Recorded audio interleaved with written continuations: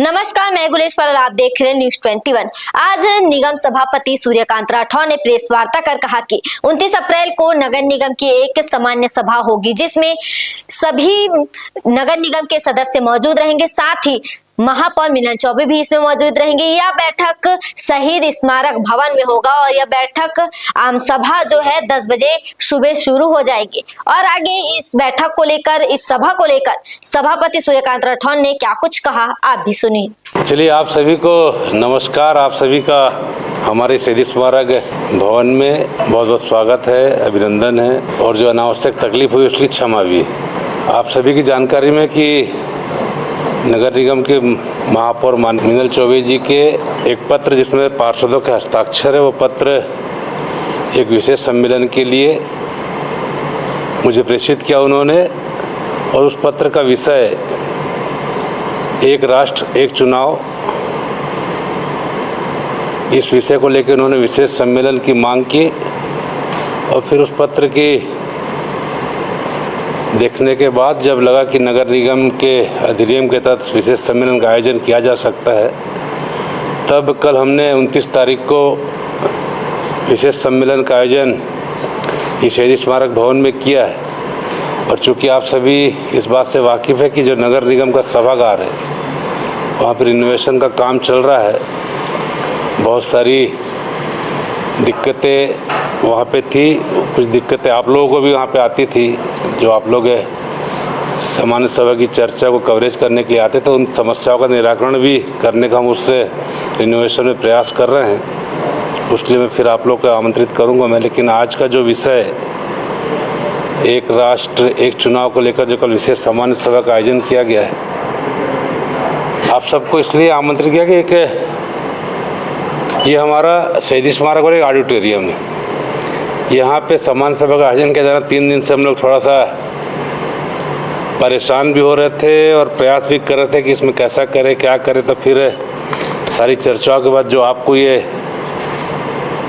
Auditorium के अंदर की परिस्थिति जो देखने को मिल रही है, इसको हमने पार्टीशन करके आधा किया। आधा करने के बाद जो सामने की जो सीटें हैं उसमें निर्दलीय की व्यवस्था, कांग्रेस पार्षद दल की व्यवस्था और सत्ता पक्ष की व्यवस्था की। और जो डायस के राइट साइड की व्यवस्था है उसमें इस बार हम मीडिया को वहाँ बैठने की व्यवस्था कर रहे हैं। तो आप लोग जब भी कल आएँ तो आपको उस गेट से आके उस साइड में आप सभी मीडिया वालों को वहाँ पे बैठना है। और जो हमारे अधिकारीगण हैं या हमारे जो विधायक यदि इस बैठक में आते हैं तो उनकी व्यवस्था हम इस तरफ कर रहे हैं। इसलिए बता रहे हैं कि कल आप लोग आए तो फिर अचानक से सब सामान्य सभा शुरू हो और आप पहुँचे तो फिर आपको कुछ कन्फ्यूज़न ना हो, इसलिए इस व्यवस्था की जानकारी भी देना जरूरी था। और जैसा कि आप सभी जानते हैं कि अभी देश की परिस्थिति कुछ बदली हुई है। जिस तरह से पहलगाम की घटना हुई, उसके बाद जो देश में एक आक्रोश का माहौल, गम का माहौल, इसलिए हमने भी इस बार कुछ तय किया कि हमारी सामान्य सभा भी हम बहुत सादगी के साथ करें। इसलिए हम इस सामान्य सभा को बहुत सादगीपूर्ण संपन्न करने का प्रयास कर रहे हैं। कल जब हम आएंगे तो जैसे हमारा एंट्रेंस होगा और जहाँ श्रद्धेय कमल नारायण जी का वहाँ पे एक मूर्ति जो लगी हुई है बाहर में, जैसे अपन एंट्रेंस करते हैं तो वहाँ पे अपन जो पहलगाम में जिन जिन की मृत्यु हुई है आतंकवादी घटना के कारण, उनका एक हम तस्वीर लगा के पुष्पांजलि अर्पित करेंगे। और उसका पुष्पांजलि अर्पित करने का समय हमने 10:30 बजे का रखा है। 10:30 बजे सभी को आमंत्रित कर रहे हैं कि 10:30 बजे आप आइए, पुष्पांजलि अर्पित करिए। और जो उस समय नहीं आ पाएंगे कोई दिक्कत का विषय नहीं, जैसे आते जाएंगे पुष्पांजलि अर्पित करेंगे, उसका तो सदन में प्रवेश करेंगे। हमारे सदन की कार्रवाई 11 बजे प्रारंभ हो जाएगी। और पहले की भांति सदन में मोबाइल प्रतिबंधित रहेगा, मतलब मोबाइल में बातचीत करना और उसका यूज़ करना, रखने में कोई आपत्ति नहीं है। आप सबके सहयोग से पिछले बार अपन ने व्यवस्था की थी तो सदन में नाश्ता भी नहीं आया था, तो इस बार भी हम सदन में नाश्ते की व्यवस्था नहीं कर रहे हैं। इस बार हम जो हमारा इस साइड का जो बाहर का गैलरी है वहाँ पे हम चाय नाश्ता मतलब चाय बिस्किट नाश्ता भी नहीं रख रहे हैं, चाय बिस्किट रख रहे हैं। जिसको आवश्यकता महसूस होती तो उठ के जाके वहाँ से वो ले सकते हैं। और हमारी जो है कार्रवाई की वजह से हम भोजन की व्यवस्था करते हैं। तो मुझे ऐसा लगा जब हम सादगी के साथ इस दुख भरे माहौल में हम जब कर रहे हैं तो हम भोजन की व्यवस्था नहीं करते। नहीं तो लोगों को लगेगा कि बढ़िया पार्षद आए, 1 घंटा 1.5 घंटा बैठक में और बढ़िया भोजन की और एंजॉय करते हुए गए घर। ये हम मैसेज देना नहीं चाह रहे हैं, क्योंकि वर्तमान परिस्थिति ऐसी नहीं है। तो हम कल भोजन की व्यवस्था नहीं रख रहे हैं। और जब सामान्य सभा का समापन हो जाएगा तब थोड़ा सा स्वल्पाहार की व्यवस्था रखेंगे। एकदम से किसी को हम भूखा रखें 2-2.5 घंटे, ये भी उचित नहीं है। और बाकी व्यवस्थाएं जो यहाँ पे है उस व्यवस्थाओं के आधार पे हम विशेष सम्मेलन जो अचानक हमको करना पड़ा उसकी कार्रवाई पूर्ण करेंगे। और उसमें आप लोगों का सहयोग बहुत ज़्यादा मुझे ऐसा प्रतीत होता कि मुझे चाहिए, क्योंकि आप लोग जो मीडिया और इलेक्ट्रॉनिक और प्रिंट मीडिया है, ये हमारे जनप्रतिनिधियों के बीच, जनता के बीच की एक कड़ी कि सदन में क्या हो रहा है ये जनता तक आपके माध्यम से पहुंचता है। तो जितना अच्छा सदन का वातावरण रहेगा, जितना अच्छा सदन का समाचार आम जनता तक के जाएगा, वो एक अच्छी छवि इस नगर निगम की बनती है। तो हम तो प्रयास कर ही रहे हैं कि सदन की व्यवस्था अच्छी रहे, लेकिन आपसे भी मेरा आग्रह है कि आप सभी इसमें सहयोग करें, जिससे हम एक अच्छी छवि शहर के सामने प्रस्तुत कर सकें। क्योंकि क्या किसी की छवि एक बार जब बिगड़ती है तो फिर बनाने में वर्षों वर्ष लग जाते हैं। तो अभी जो नगम की छवि थोड़ी अच्छी बनी हुई है, तो मेरा आपसे आग्रह है कि उस छवि को बनाए रखने में थोड़ा सहयोग करेंगे। लेकिन आपको कहीं बंदिश नहीं, जो आपको दिखता है उसके लिए आप स्वतंत्र हैं। लिखना है, दिखाना है, उसमें कहीं कोई प्रतिबंधित नहीं है। क्योंकि हम किसी से आग्रह कर सकते हैं, लेकिन वो स्वतंत्र है, क्योंकि आपका भी अपना दायित्व है। आप अपने दायित्व का निर्वहन ईमानदारी से करिए, जो आपको उचित लगता करिए, उसमें कहीं कोई मेरे उसमें किंतु परंतु नहीं। लेकिन मेरा आग्रह है कि हम एक अच्छा वातावरण कल देना चाह रहे हैं, खास करके जो इस समय माहौल है देश का, उसमें सबकी आवश्यकता लगेगी। और मेरा एक आप सबको यहाँ आमंत्रित करने का कारण एक ये भी था कि यहाँ की व्यवस्था एक बार आप लोग देख लेंगे। क्योंकि पुरानी बिल्डिंग थी तो सब चीज़ आपको मालूम था कि कहाँ पे क्या है, तो आपको कहीं किसी से पूछने की आवश्यकता नहीं पड़ती थी, आप अपने हिसाब से चले जाते थे।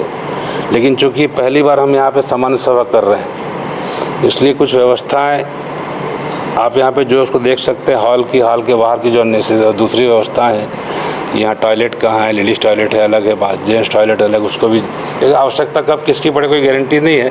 तो देखा हुआ रहेगा तो हमको जाने में सुविधा रहती है। ऐसे हमारा स्टाफ पूरा यहाँ पर रहेगा व्यवस्था के लिए। फिर भी कई बार खास करके महिलाओं के साथ दिक्कत रहती है, क्योंकि संकोच होता है थोड़ा सा पूछने में। तो इसलिए मेरा ये हमारी बहनों से आग्रह है कि एक बार जो हमारे महिला टॉयलेट इधर पीछे में है उसको भी जाके आप लोग देख सकते हैं। वहाँ कोई दिक्कत हो तो यदि अभी देख के यदि बता देंगे तो हम उसको दिन भर का समय उसको ऐसा हमने प्रयास किया है, हमने कल भी घूमा है पूरा और व्यवस्थित करने का प्रयास किया है। फिर भी यदि आपको ऐसा कहीं कुछ लगता है तो बताएंगे, तो हम प्रयास करेंगे कि शाम तक के रात तक उस व्यवस्था को हम ठीक कर लें। क्योंकि यहाँ की व्यवस्था मेरे लिए भी नहीं है, क्योंकि मैं भी हमेशा यहाँ नहीं आता। कोई कार्यक्रम में आ गया तो स्टेज में आए या बैठे और चले गए। तो इसलिए आप सबसे आग्रह कि यहाँ की जो व्यवस्था जो हम सबको कल ज़रूरत पड़ेगी, जिसकी तो एक बार थोड़ा सा आप नज़र मार लेंगे। और कहीं कुछ 19-20 है तो मेरा आग्रह आप सभी से कम से कम बताएंगे तो उस व्यवस्था को ठीक कर पाएंगे। और आपके बताने से कोई व्यवस्था ठीक हो जाएगी तो शायद उसका फ़ायदा दूसरे लोगों को भी मिलेगा। ये तो कई बार होता है अपने क्या करना है। तो कम से कम मेरा आपसे आग्रह कि ये भाव ना रखें मन में, और कहीं कुछ दिखता है तो थोड़ा सा बता देंगे तो हम उसको ठीक कर लेंगे। क्योंकि परसों आए थे तो परसों का यहाँ हाल की स्थिति बैठने लायक नहीं थी।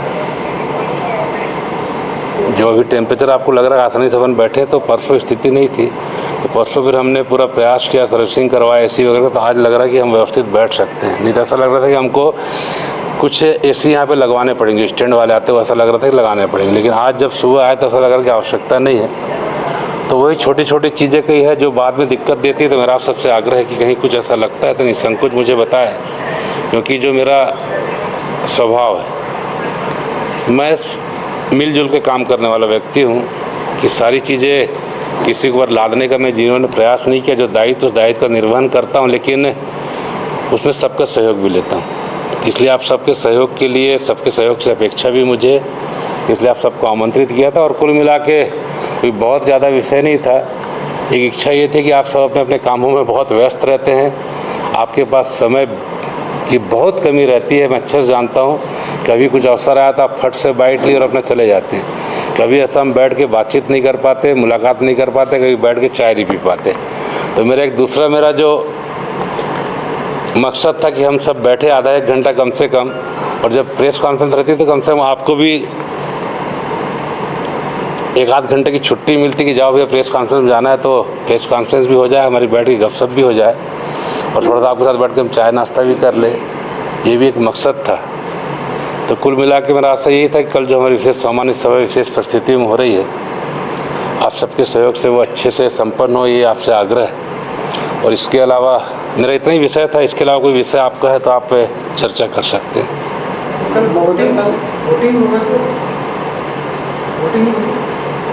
नहीं, देखिए, सामान्य सभा में जब कोई विषय आता है उस पर चर्चा होती है, और चर्चा होने के बाद विनिश्चय होता है। यदि सभी की सहमति रहेगी तो सर्वसम्मति से प्रस्ताव पास होता है, और यदि किसी की सहमति नहीं है तो उसको हम बहुमत के आधार पर पास करते फिर उस विषय को। तो कल जैसी परिस्थिति बनेगी वैसा निर्णय लेंगे तत्काल में उसके लिए। कल की सामान्य सभा में नेता प्रतिपक्ष की भूमिका कौन निभा रहा? संदीप साहू या आकाश तिवारी? देखिए, नगर निगम के गठन के बाद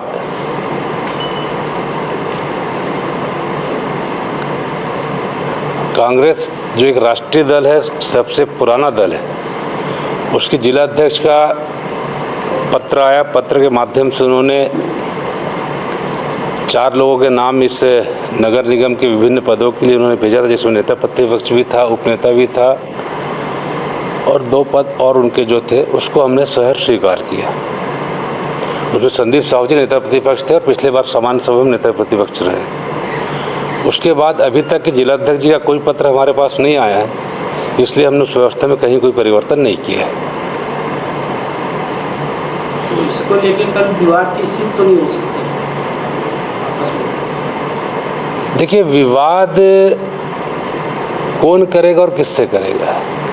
आज हमारे पास जो व्यवस्था है कि जब तक जिलाध्यक्ष जी का पत्र नहीं आएगा हम उसको मान्य नहीं कर सकते। जिलाध्यक्ष जी ने पत्र भेजा, जिनके नाम भेजा हमने उनको मान्यता दे दी, उनको मान्य कर लिया कि भैया नेता प्रतिपक्ष आपने जिलाध्यक्ष जी ने नाम दिया इसका, उसको हमने मान्य कर लिया। आपने उपनेता नाम दिया, हमने मान्य कर लिया। 2 और पद में उन्होंने नाम दिए थे, हमने उनको मान्य कर लिया।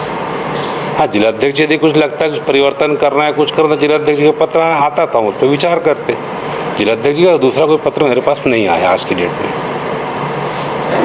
जिस प्रकार से अभी निगम की कार्रवाइयाँ चल रही हैं, रायपुरा चौक में मैं गया था, मैंने वहाँ व्यापारी से चर्चा की।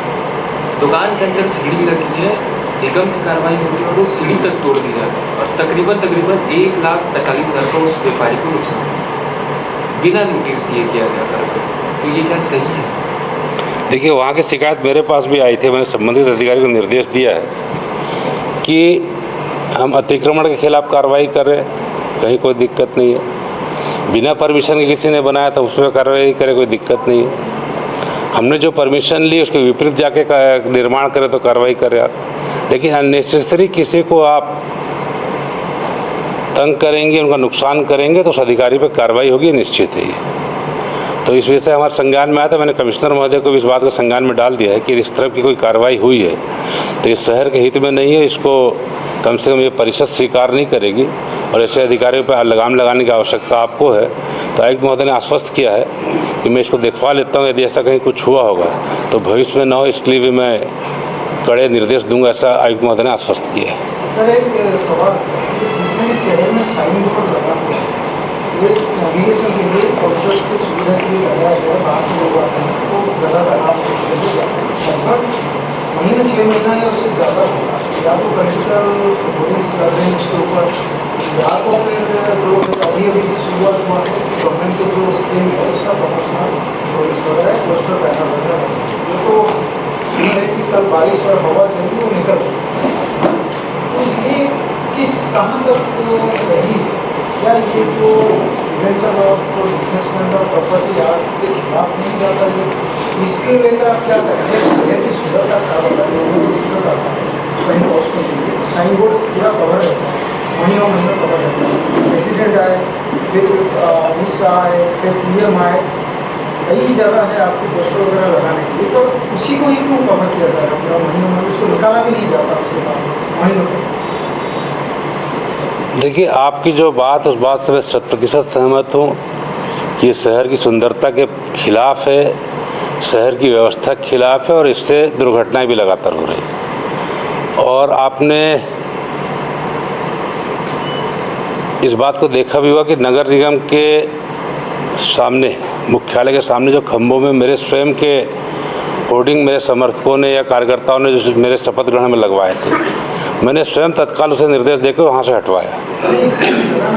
और जितने भी साइन बोर्ड डायरेक्शन मैं आ रहा हूँ उस विषय में आ रहा ना, तो मैंने जब स्वयं के बोर्ड निकलवा दिए, इसका आशय है कि मैं कहीं भी सरकारी संपत्ति में किसी के बोर्ड लगे इसको उचित नहीं मानता, इसलिए मैंने सब शुरुआत अपने से की है।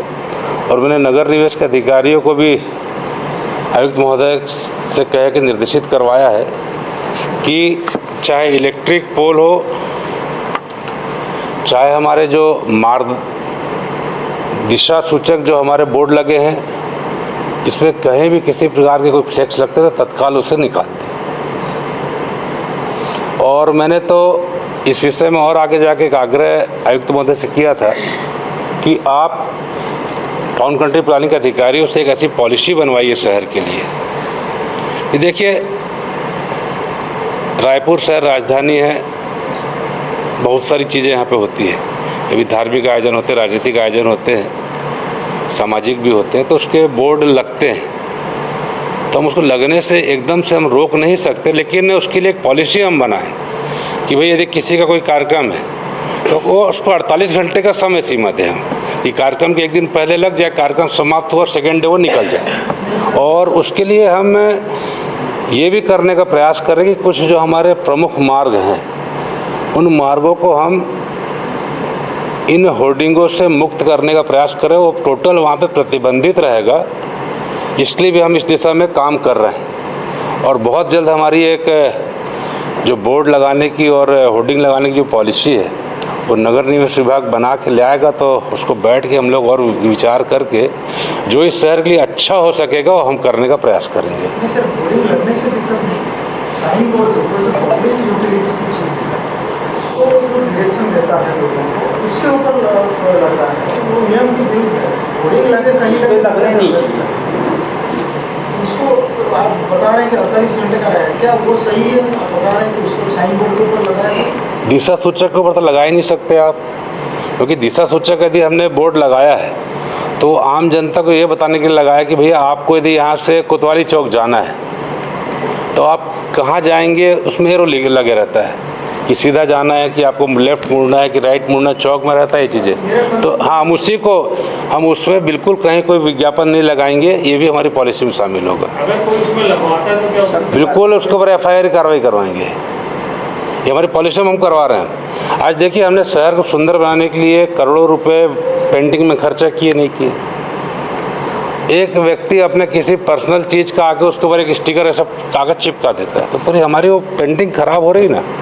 तो हम पॉलिसी में इस चीज़ को भी ला रहे हैं, यदि कोई ऐसा कार्य करेगा तो उसके ऊपर जुर्माना भी होगा, और हो जाए आवश्यकता पड़ेगी तो उसके खिलाफ थाने में FIR भी करवाएंगे। और जब तक कि हम कड़ाई नहीं करेंगे, इस चीज़ को हम रोक नहीं पाएंगे, और ये लागू होगा, सब पे लागू होगा। फिर ऐसा नहीं कि अभी तो कोई नियम है नहीं कि अभी 6 महीने से होर्डिंग लगा हुआ है सिर्फ साइन बोर्ड के ऊपर, सब निकल रहे हैं, सब निकालने की तैयारी शुरू कर। कल बारिश और हवा ये कोई विशेष कोई ऐसा तो मेरे को बता दीजिए, तो मैं उसको हर जगह आप देखिए, यहाँ से कालीगंज से लेकर तेलंगाना तक आइए, अच्छा आपको दिख जाएगा। कालीगंज से तेलंगाना तक लेकिन CM चौक वहाँ CM हाउस के सामने साइन बोर्ड पूरा कवर है। चलिए, मैं आज ही आयुक्त महोदय को बोल देता हूँ, नगर निवेश विभाग को बोल के निकलवाएंगे वो।